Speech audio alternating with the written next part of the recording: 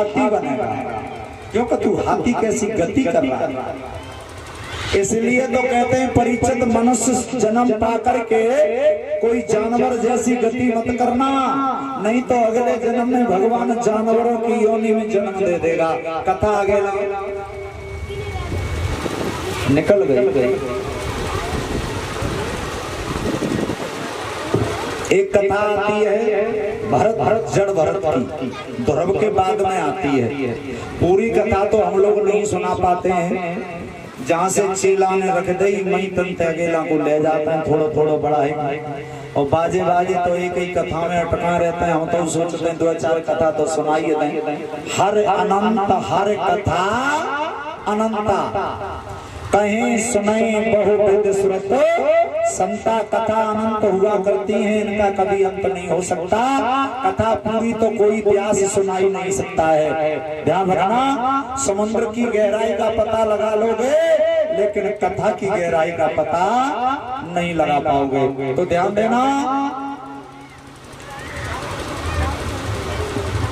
ये गजेंद्र पूर्व जन्म में इंद्रधमन का राजा, लेकिन तपस्या करने के कारण और थोड़ी सी गलती के कारण ये जब गजेंद्र बना, हाथी बना, तो इसने हाथ जोड़ के अगस्त मुनि से कहा महाराज एक बात बताओ, अगर मैं अगले जन्म में हाथी बनूंगा तो इतना बुरा तो मैंने नहीं किया, मैंने तुम्हें प्रणाम ही तो नहीं कर पाया, मेरा अवतार कैसे होगा?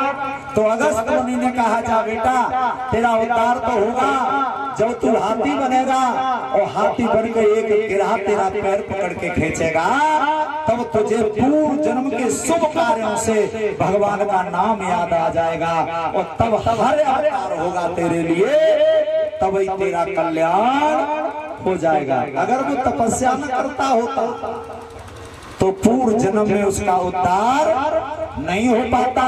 परीक्षित ने पूछ लिया महाराज ये भी बता दो ये गिरहा कौन था?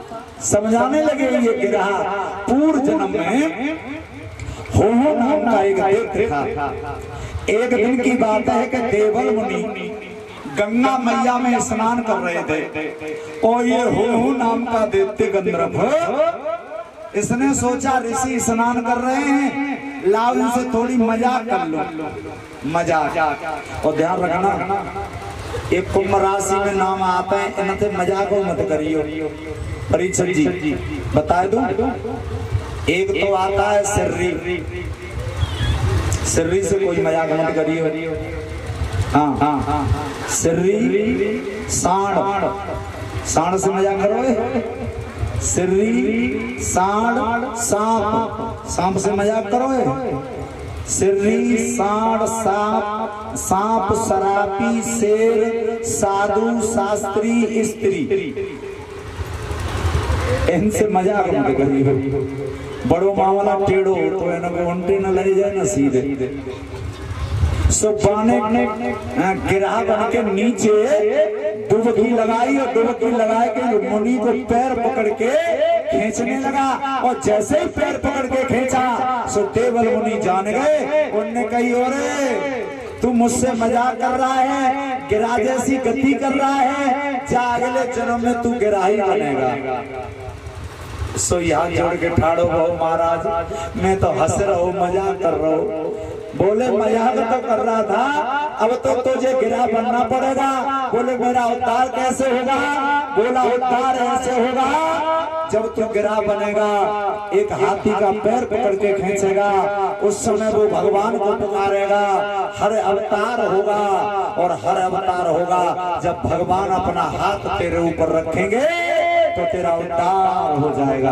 देखिए संत कई जन्मों की बात बता देते हैं, इनमें इतनी शक्तियां होती हैं कि ये तपस्या करके जैसे पहलवानी करके अपनी आत्मा बल बढ़ाता है, ऐसे ही संत तपस्या करके अपनी आत्मा में बल बढ़ा लेते हैं, ये जान लेते हैं दूसरे मन की बात को। माताओं सुखदेव जी बोले हे राजन परीक्षित, एक कथा मैंने तुझे गजेंद्र गिरा हर अवतार की श्रवण कराई है, अब मैं तुझे वामन अवतार में लेकर के चल रहा हूँ। जिस वामन अवतार में भगवान ने वामन अंगुल के बनकर के राजा बलि को चलाए और 3 पग में तीनों लोग नापे हैं। राजा बलि जैसा कोई गृहस्थी भोगी नहीं हुआ संसार में, न हुआ और न होगा। ध्यान देना, राजा बल ये प्रहलाद का नाती था, लेकिन इतना धर्मात्मा राजा निकला, इसने नर्मदा नदी के किनारे पर 100 अश्वमेध यज्ञ करने का संकल्प कर लिया। 100 अश्वमेध यज्ञ करूंगा, इंद्र की गद्दी को प्राप्त करूंगा, ऐसा विचार करके जाने 100 अश्वमेध यज्ञ करे और 100 में 99 पूरे हो गए। 100वां होने जा रहा था। शुक्राचार्य देवताओं के गुरु हैं, शुक्राचार्य इस यज्ञ को करा रहे थे। राजा बल आहुतियां लगा रहा था, देवता घबरा गए।